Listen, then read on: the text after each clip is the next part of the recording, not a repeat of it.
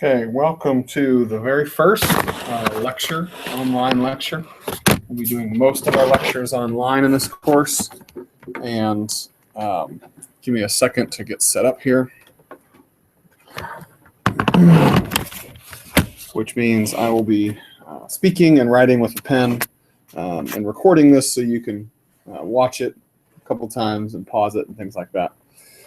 So before we begin with the sort of lecture, the first introductory lecture, I want to direct your attention to a couple things in the book, the textbook by Janice Gorzinski Smith, very good textbook, and encourage you to read the preface or at least skim through it and just get an idea of some of the features of the book. We'll be talking about some of those in class, and then I would encourage you to read the prologue. This is the very beginning, page 1 actually. It says prologue. It says, what is organic chemistry?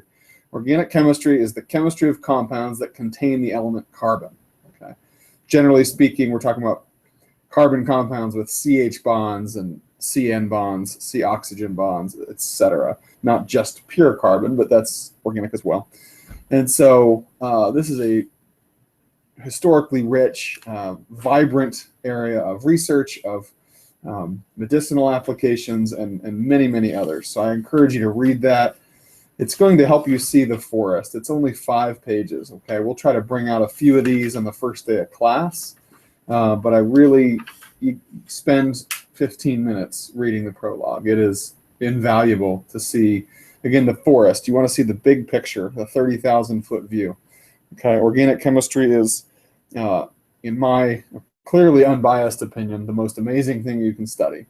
And that was a joke. Of course, I'm biased, but it is an amazing, amazing field of science. And so, I encourage you to read that. And I'll say a lot more the first day of class, but now I'm going to go ahead and dive in.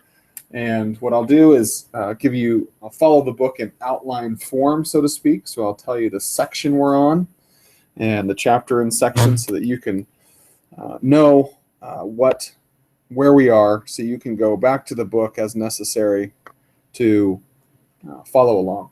Okay, so we're going to start in section 1, chapter 1, section 1. That is 1.1, the periodic table.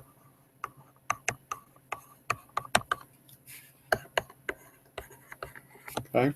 I could spend a whole lot of time on this. You went through Gen Chem and learned a lot about it. The periodic table is really an amazing, it is one of the greatest discoveries in the history of mankind. And yes, I'm going to be extreme at times about this field that I love.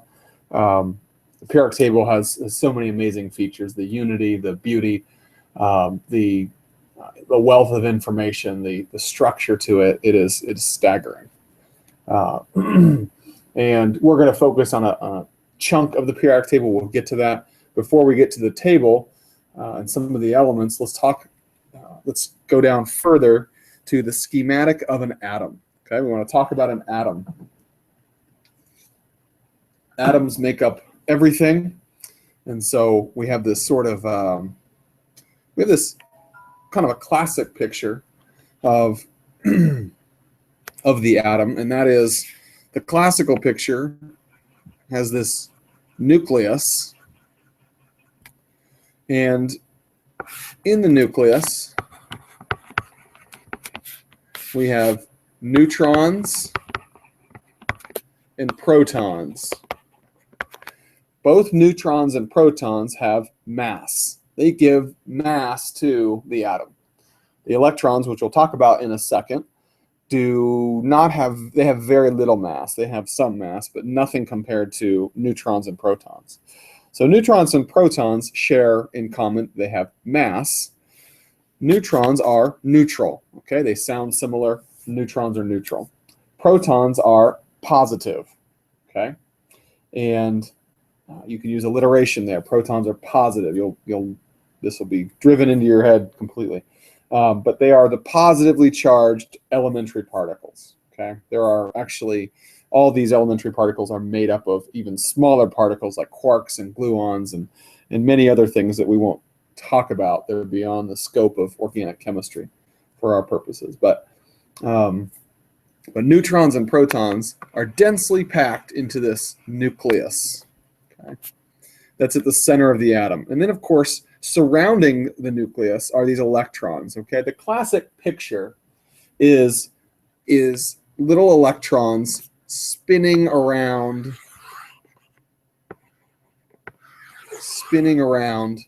in elliptical or circular, spherical ways around the nucleus. Okay, it's a classical view of these particles. Okay, there's a lot that goes into this, but there's particle wave duality, and the reality of electrons is they're not simply little balls of negative charge that are just flying around at warp speed. They are they have wave-like character. Okay, so we now have a little bit more, probably more accurate picture is of electron density. Okay, we call this an electron cloud. Okay, electron density. We'll use these terminologies. The electrons that give volume to the atom. Okay, and the electrostatic interaction of plus and minus, protons and electrons, bind and hold these atoms together to give some level of stability. Okay, and so there's an electron cloud. We'll talk a lot about electron density. We'll talk about electronegativity. Okay, so electrons have negative charge. They are the opposite in charge of the protons, whereas the neutrons are sort of the opposite in mass to the protons. So the electrons give volume, the neutrons and protons give mass. Okay, in a neutral atom, protons equal electron. Okay, protons are the defining characteristic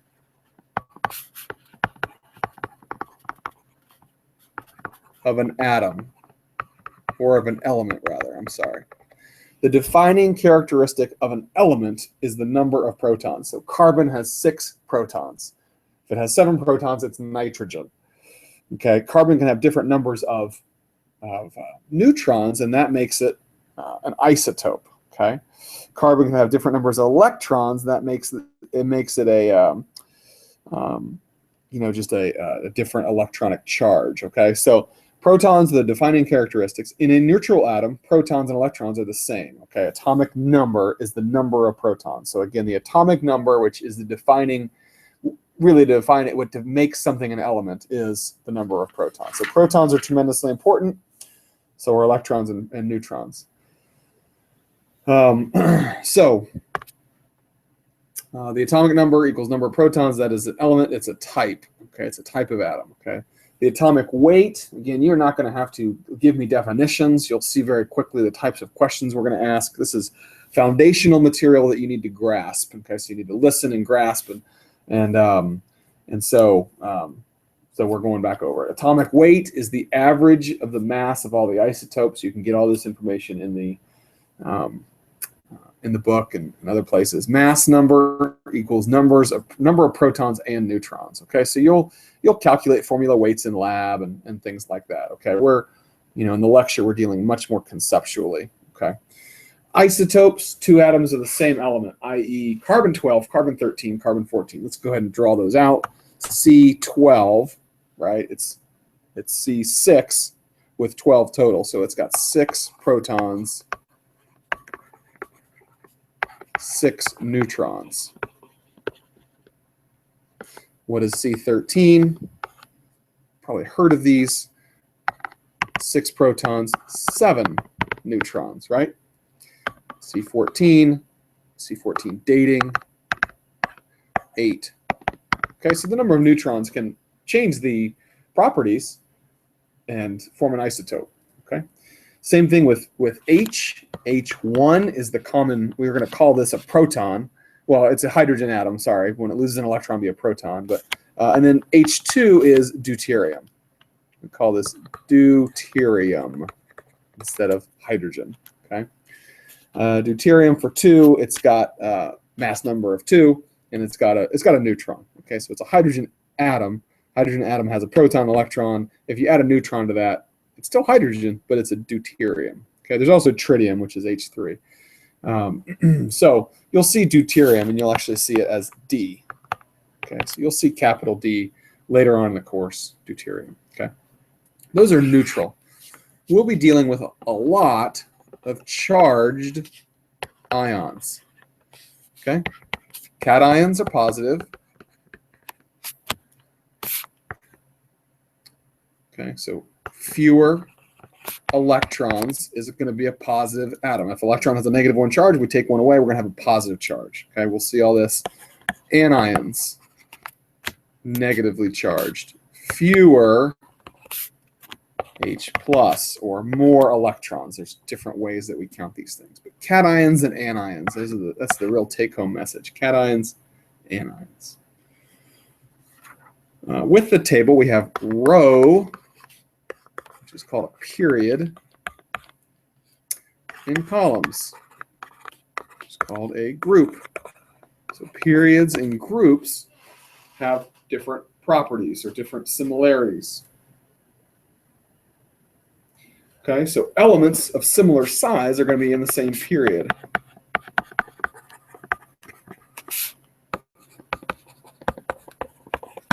In this class, we're not going to ask for a lot of definitions. There might be a few. The definitions that we ask for would have been talked about a lot. So I'm not asking you to memorize that a period has elements of a similar size. I'm giving you information to help you have a big picture view of the periodic table. And then we're going to zoom in on carbon, nitrogen, oxygen, fluorine, chlorine, bromine, etc. Okay? So a group, though, have, and this will be important when we get to it, elements of similar, just say electronics. Keep it at that. Okay, we're going to talk a lot about this later. Okay? So let's zoom in a little bit. Zoom in on the most common elements for organic. Okay, you can look at what was figure 1.2. The most common elements for organic. I'm gonna name some of them, and I'll write down the most important ones: hydrogen, lithium, boron, carbon, nitrogen, oxygen, fluorine, sodium, magnesium, aluminum, silicon, phosphorus, sulfur, chlorine, potassium, calcium, bromine, iodine. That is really, there'll actually be a broader list of things we might even mention. We'll talk about palladium much later in organic too, but not in this course. But really, we're talking about boron will be important for electronic discussions and some reagents, but really carbon, nitrogen, oxygen. Those are the big three, hydrogen being the fourth. Okay, hydrogen's over on the left side of the table. And then you got fluorine, chlorine, bromine, and iodine. We're going to see that they're very similar. And then phosphorus and sulfur are going to be important. And then some of those metals are going to play a role, okay? But we're not looking at the whole table, and we're really looking at carbon compounds. And we'll see later on nitrogen and oxygen playing a big role in that, okay? And hydrogens will be there all the time. So we got to talk about the structures of these elements, okay? So we introduced, the concept of an atom, and so now let's talk about how each element, let's write this out. Each element, different arrangements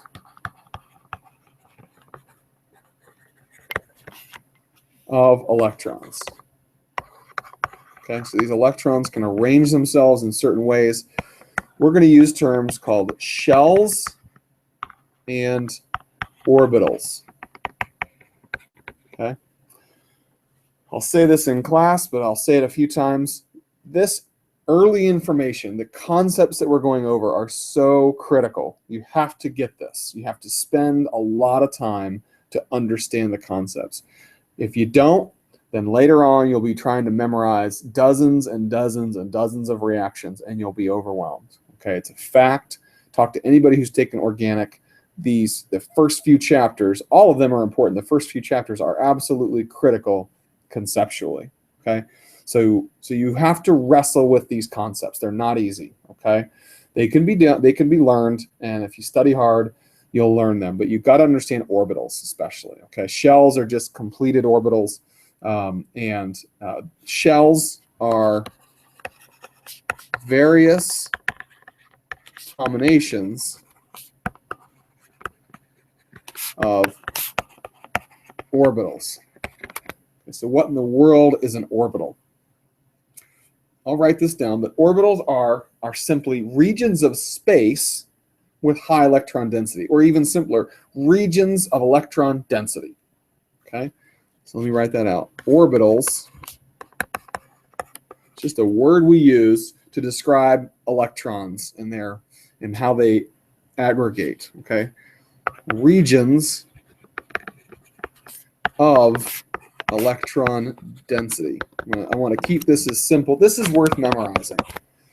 Memorize. I'm going to say MEM once in a while. Okay, memorize that when I say orbital, all I mean is a region, a space, a region of electron density. That's it. Okay. And you've heard of these before. There's S, P, D, and F. Really, we're only going to talk about S and P. And again, in that sense, our job is much, much simpler than what you learned in Gen Chem. We're going to learn about S and P so that we can understand all these molecules and not just memorize a million molecules. Okay. So we're looking at the first and second row primarily. That's about it. Okay. When we talk about organic, we're talking about first and second row. And the first row is really simple. It's hydrogen and helium. Okay, we'll dabble in the third row a little bit, but really the second row is critical, and we're gonna talk about it a lot here at the beginning. Okay, so the first shell has the 1s orbital, and that is all. The first shell is very simple. It can only contain 2 electrons. Another thing to memorize is orbitals. Always, the orbitals we'll be talking about have 2 electrons. Okay, all orbitals 2 electrons. Okay, orbitals fit 2 electrons. 2 electrons fit perfectly in a single orbital. Okay, sometimes you'll find 1 electron or 0 in an orbital, but the maximum is 2. Okay, it's full. It just can't contain any more electrons. So the first shell, since it has 1 orbital, it maxes out at 2 electrons. So the first row, or first shell, is in which we call a period. Okay, the very first period, very first row, hydrogen and helium. That's all it is. Okay, so hydrogen and then helium. So orbitals are happy when they're full. So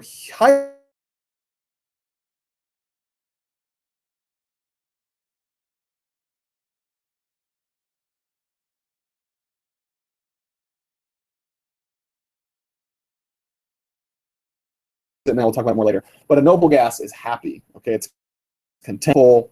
Nobility would have meant complete or something. I don't know. But we call them noble gases. And helium its shell is completely full, so it's happy. Right? Helium gas is not dangerous. It is actually H2, but helium gas, we use it to fill up balloons for kids to play with, and they sometimes kids breathe it in. They talk. Right, and so it's perfectly safe because it's unreactive. Okay, so helium, first shell, full. Okay, the 1s orbital is full of 2 electrons. The second shell, or second row, or second period, contains S and P. So it's the 2s, 2 for the second row. Okay, and there's actually 2px, and these are just axes. We'll talk about these later. There's 3 2p orbitals. 2py, 2pz. All that means is 3-dimensional axes, x and y axis, and then a z axis in the 3rd dimension. Okay, so that adds up to 4 orbitals. 4 times 2 is 8. Okay, we're going to talk about something called an octet rule. Incredibly important to understand that only 8 electrons can fit. And if you walk across the row and you look at elemental versions of atoms, not cations, not anions, but the neutral elemental lithium has 1 electron. Beryllium has 2 electrons. Boron 3, carbon 4, nitrogen 5, oxygen 6, fluorine 7, neon 8. Okay, and neon, again, just like helium, the shell is now full. The second shell is full, and so the second row or the second set of orbitals is now complete. Okay, so orbitals fit 2 electrons. Shells are made up of orbitals.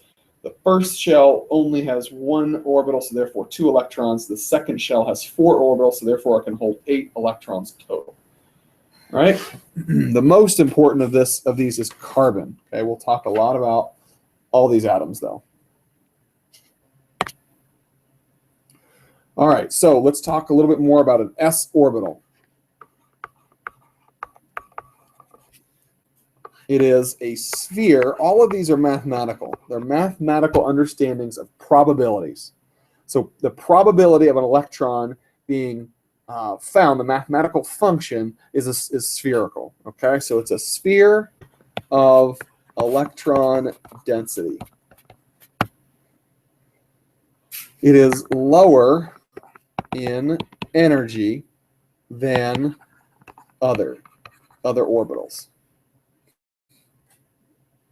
Okay, the nucleus, because it's positively charged, is pulling electrons close to the nucleus. Electrons are always being pulled towards something positive because they're negative. So electrons pulled close to nucleus. Remember, the nucleus has protons and it's pulling. Okay.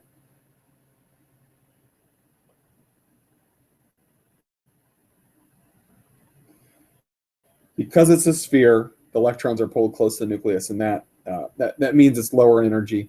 The S is filled before the P in the same shell.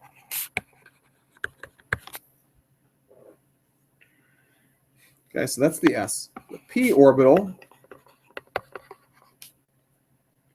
okay, we can draw an S orbital. I might ask you to draw simple orbitals. Okay, there's a nucleus in there.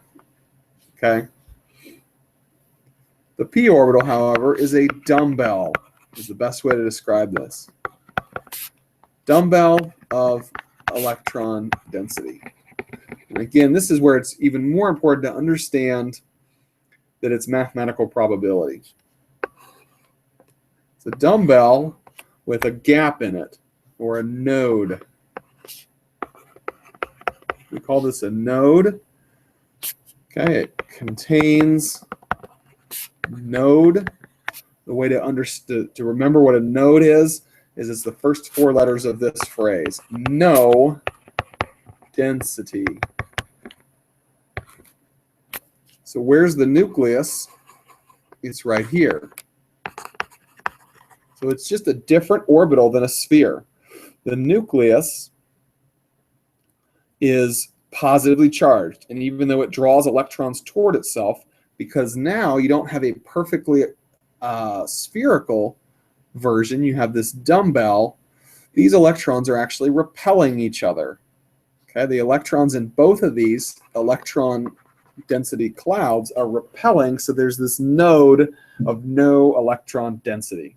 Okay, and that's important. And we'll see over the course, we'll talk about p orbitals a lot, okay? But there's this node with no electron density. So I may ask you to draw either of these, okay? Understanding these two is going to become very important to understand hybridized orbitals, and we'll get there, okay? This is higher in energy than the S in same shell, okay? Electrons farther from nucleus. They're farther and they're sort of repelling each other, okay?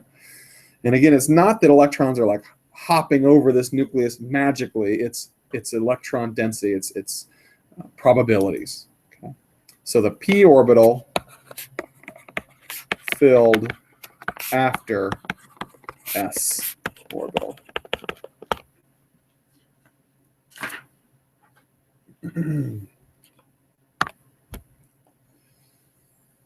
All right, first row, H, hydrogen and helium.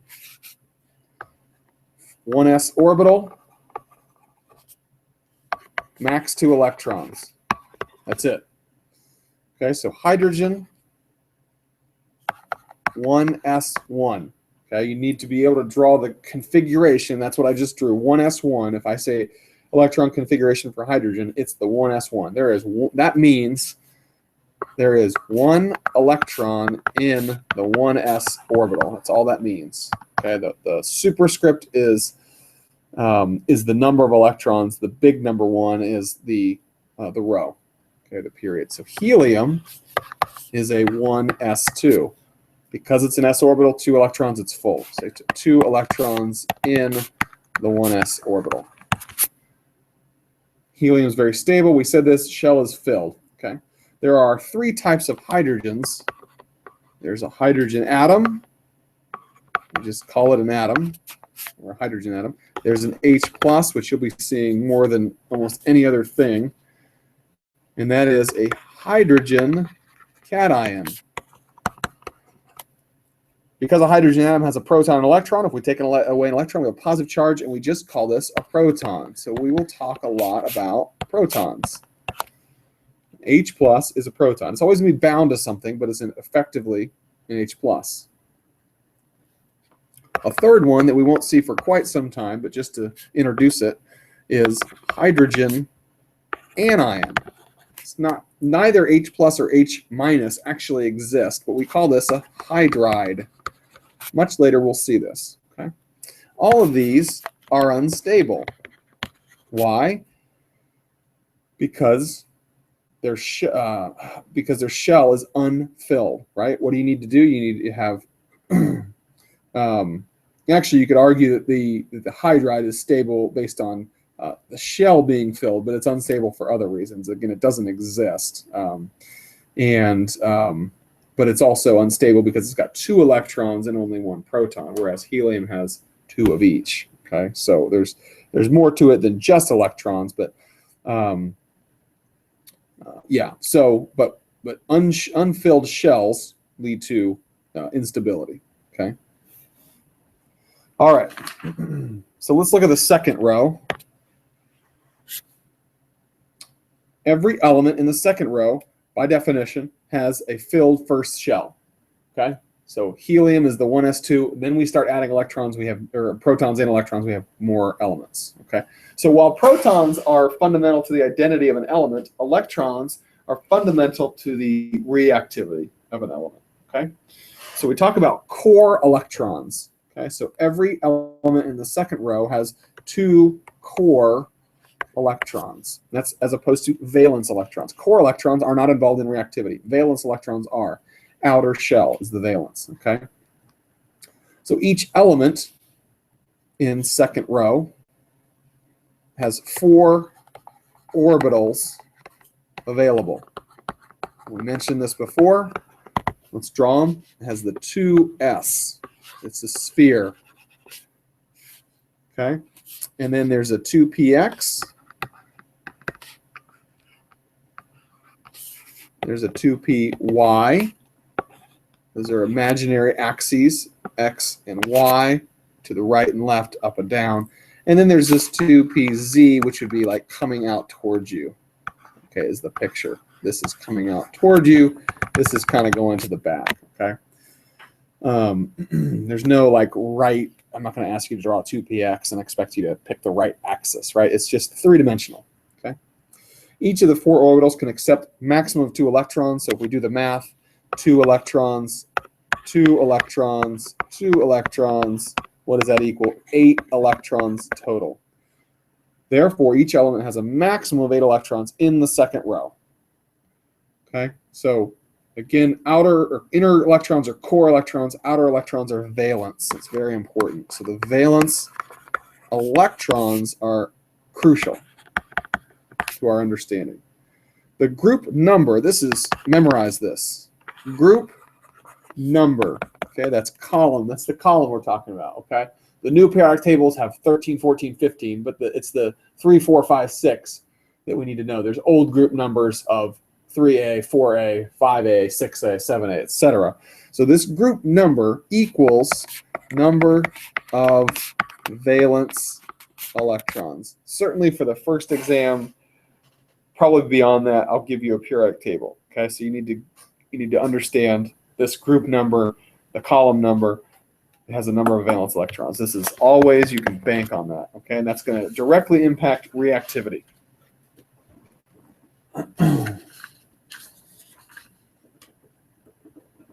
So let's look at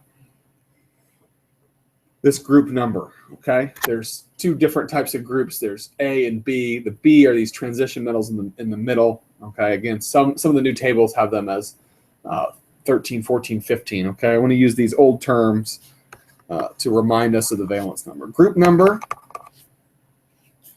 okay? And we're looking at the second row, all right? Hydrogen is in group 1, and helium is in group 0, the way they do it, okay? So we're looking at the second row. So group 1A, 2A, oops. And then we got that gap in the middle. That's called the transition metals. So I'm going to put a little squiggly line for the gap. 3A, 4A, 5A, 6A, 7A. And then it's 18 or group 0 or 8A, just to be, it's 8, okay? And these are the numbers of electrons, okay? Really got to see that. So the second row, again, first row 1A is hydrogen, and then if you want to call it 8A, that's where it doesn't quite fit, is helium. But second row, we got lithium. Second row, okay? What do we have? Lithium, beryllium, boron, carbon, nitrogen, oxygen, fluorine, neon, okay? Neon is full with 8. It is complete. It's unreactive. The rest of them do not have their octet filled. We'll talk about that octet rule. 3, 4, 5, 6, 7. So we're going to talk a lot about valence numbers, really, of these atoms here. And then chlorine, bromine, iodine are going to be the same as fluorine because they're below it. But boron 3, carbon 4, nitrogen 5, oxygen 6, and fluorine 7. Again, you should memorize the first 2 rows of the table, okay? Memorize the first 2 rows of the table. This valence number will never change, okay?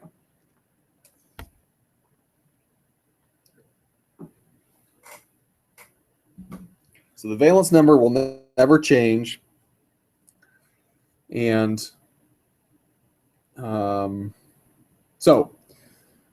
sorry, this is the valence number here. Valence electrons.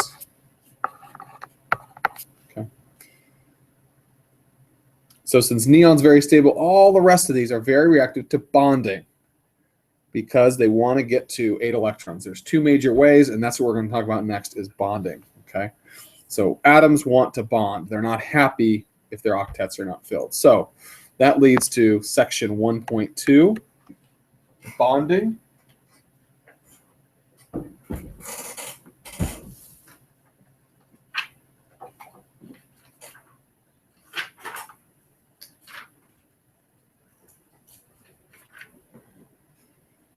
Bonding, sorry. There's 2 major types. There's covalent bonding, which is by far the major we'll talk about, and ionic. Okay, we're gonna go over ionic to remind you of some Gen Chem principles. Okay, so but the definition, let's just give a definition. Joining of atoms in what kind of arrangement? We want stability. So it's a stable arrangement. We need stability. Stability, we're always looking for low energy. We'll talk about this throughout the whole course. We want to find the lowest energy arrangement of anything, okay? And that makes sense.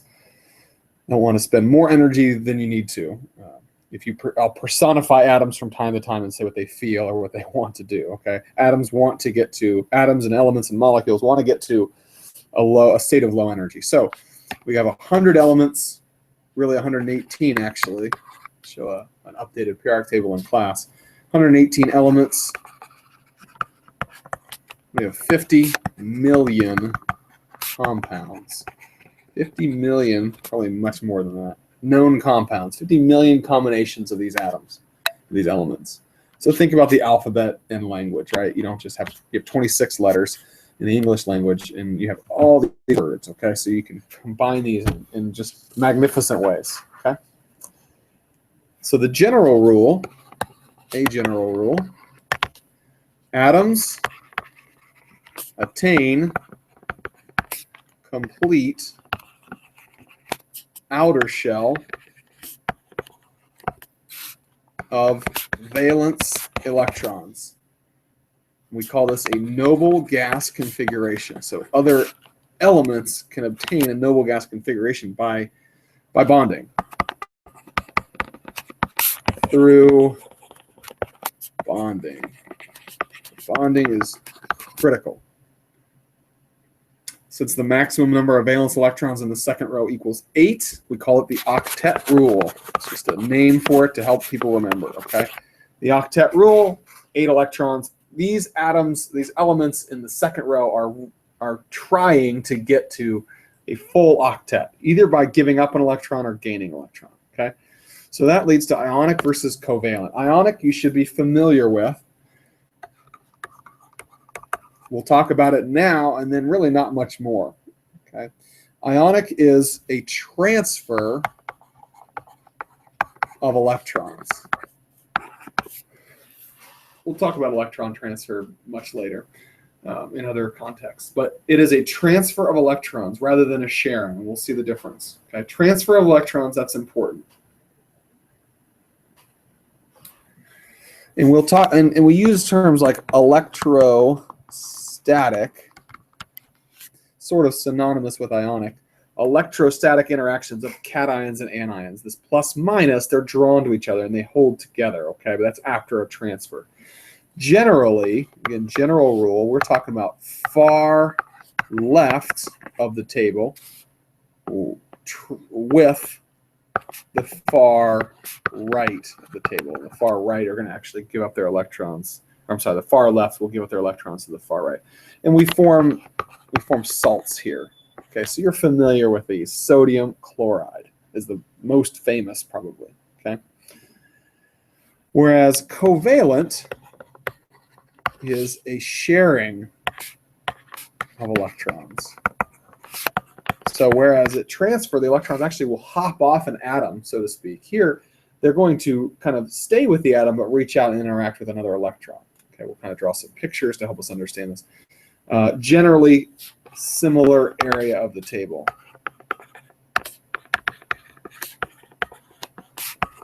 So carbon, right, it's in the middle. It's going to share. Carbon, you don't form ionic compounds of carbon. You form covalent compounds. Okay, and when we talk about covalent bonds, it's a 2-electron bond. We're going to draw lines that mean bonds. All those bonds are 2-electron bonds. There's really no such thing as a 1-electron bond in any real sense. Maybe there is out there, but 2-electron bonds. There's no 3-electron bonds because you need electrons fit in orbitals. Okay, so it's going to be 2 orbitals interacting, 1 electron from each, so to speak, forming a bond, a 2-electron bond, a new orbital. Okay, so these we're going to talk a lot about molecules.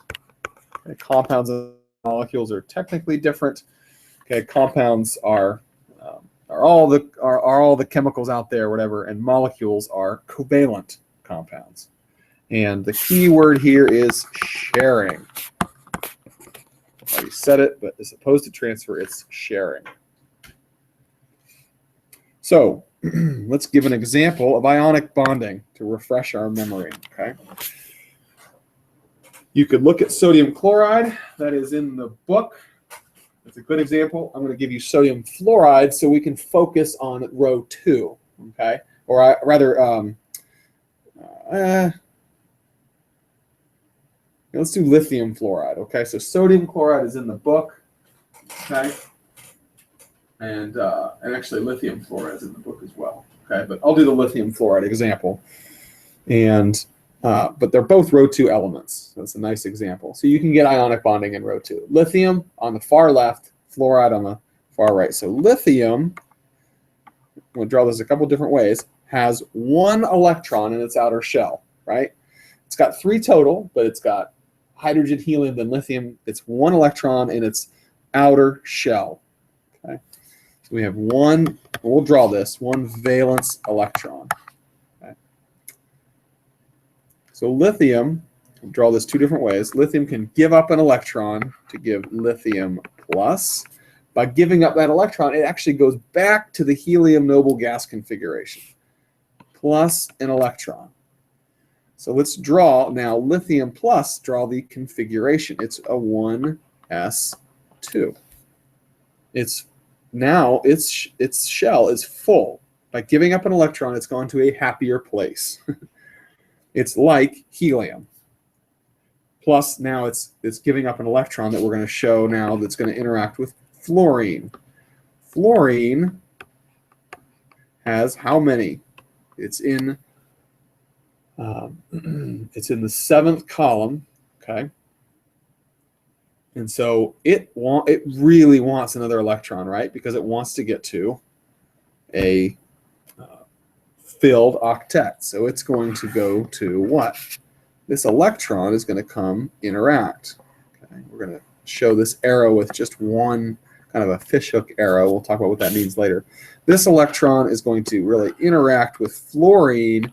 And what do we get? One electron is transferred from lithium to fluorine to give what we call fluoride.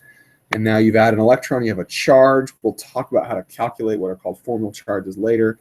Now what do you have? You have lithium plus fluoride together, just like sodium chloride. It is now a single compound made up of 2 elements, lithium fluoride. Okay, the formula would just be LiF.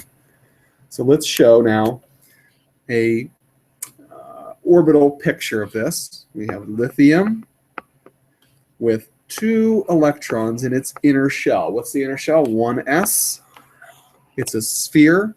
2 electrons are there in that inner shell, and then in its before the transfer, this was the 1s. Then the 2s is filled with just 1 electron. That's this guy up here is equivalent to that.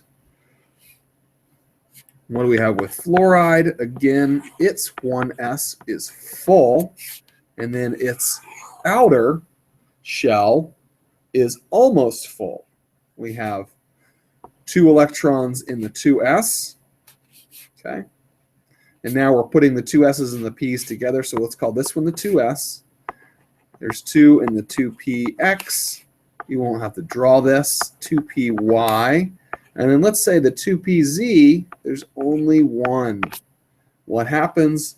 This guy is going to jump over there, hop onto fluorine to give you lithium plus F minus with 8 electrons. So now they're both so much happier. If you take lithium metal, it will catch fire in water. And if you take elemental fluorine, I don't even know if you can get that, quite honestly, because it's so, the propensity, this is where we find fluorine in nature as an F minus because of this desire. Okay, so this is the transfer of electrons, okay?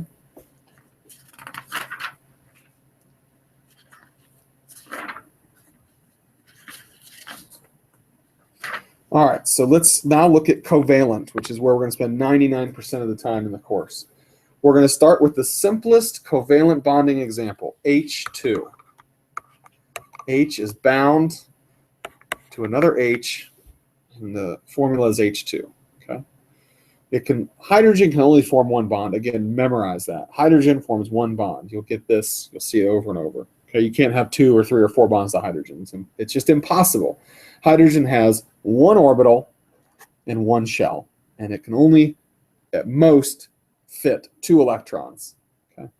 So what a picture of this is H atom plus H atom. These 2 H's, again, this isn't like a reaction, like you find H2 really is in nature, okay? But a picture of how these would come together is 1 electron with another electron. There is an energetic favorability. Why? Because we're filling a shell. Okay, so it's advantageous to share electrons. Okay, and filling this shell makes everybody happy, so to speak. So now you have 2 electrons holding together these 2 protons. Again, there's these positive and negative interactions on the atomic level. The way we draw this, 3 lines equals equivalent, is H dash H. That means 2-electron bond. Okay? So that's the simplest case. We'll come back to orbitals later and talk about that again. But the second row elements are more complicated because you have more orbitals. How many? 8 valence electrons in 4 orbitals. 4 orbitals total. So the maximum you can have is 4 covalent bonds. Some of these things are worth memorizing. They will become memorized. Okay, filled octet. Oops. Octet is goal. Filled octet, 8 valence electrons. This is a very important formula. Number of bonds equals, okay, so if you want to calculate the number of bonds, it's 8, it's always 8, minus number of valence electrons. How do we know the number of valence electrons? It's the column number, okay, the group number. So for carbon, it's 8 minus 4. Carbon can form 4 bonds. For nitrogen, it's 8 minus 5. Nitrogen can only form 3 bonds. Okay, we're going to talk about this a lot. Because if it's greater than 4, it can't form more than 4 bonds. Okay, so the number of bonds does not equal the valence number. It equals 8 minus the valence number. Okay, it just happens that carbon's is 4, okay, and the valence number equals the number of bonds. The number of bonds equals 8 minus the valence number. So we're going to talk about non-bonded pairs of electrons, or which are unshared, which are called lone pairs. Okay, so non-bonded electron pair are unshared. There are shared electrons, and there are lone pairs. We call these lone pairs. If it's a bond, then it's shared. If it's non-bonded, it's lone. Okay? If bonding, it is sharing. If non-bonded, it's unshared, it's lone. So let's look at our table again. I'm going to draw some atoms. H. Let's draw boron with 3, carbon with 4 bonds. These are just bonded to something. And then nitrogen is going to have a lone pair. These are the neutral state of these atoms. You need to start, you'll start memorizing that oxygen, for example, when it's neutral, has 2 bonds and 2 lone pairs. X, which is fluorine, chlorine, bromine, iodine, they're all in the same group, same column, has, in its neutral state, has a bond and 3 lone pairs. And then you have neon and argon, and they are the noble gases. Okay. Oops. Put it down here. Okay, so we're going to fill in a, excuse me, a little table here. Number of bonds.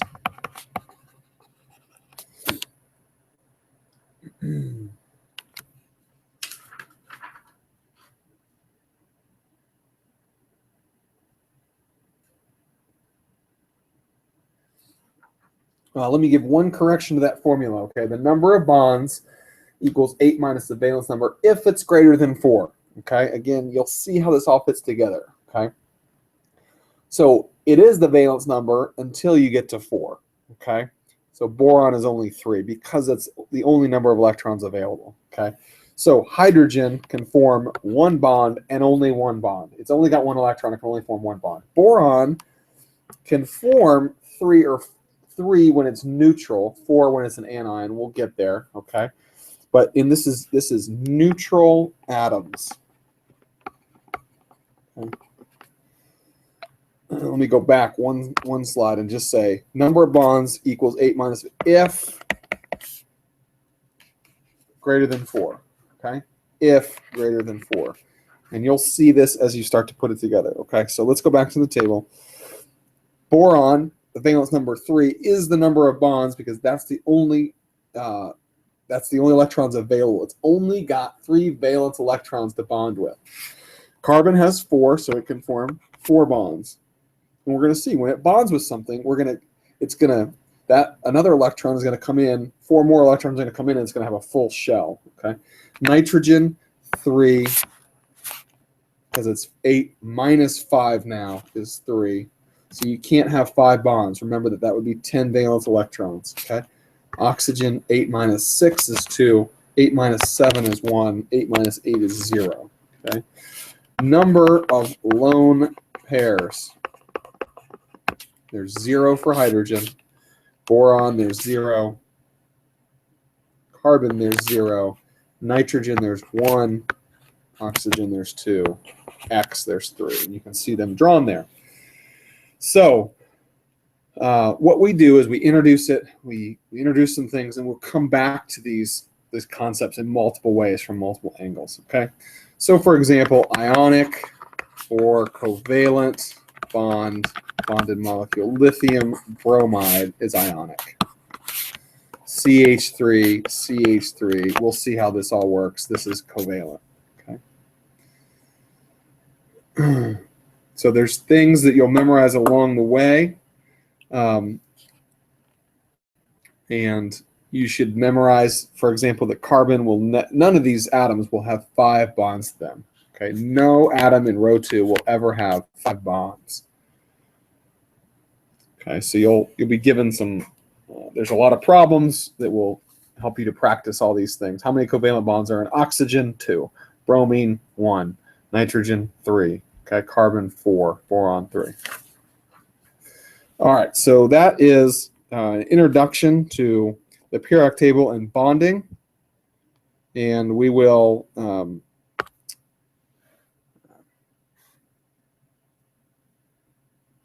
conclude our lecture here. This concludes the first lecture.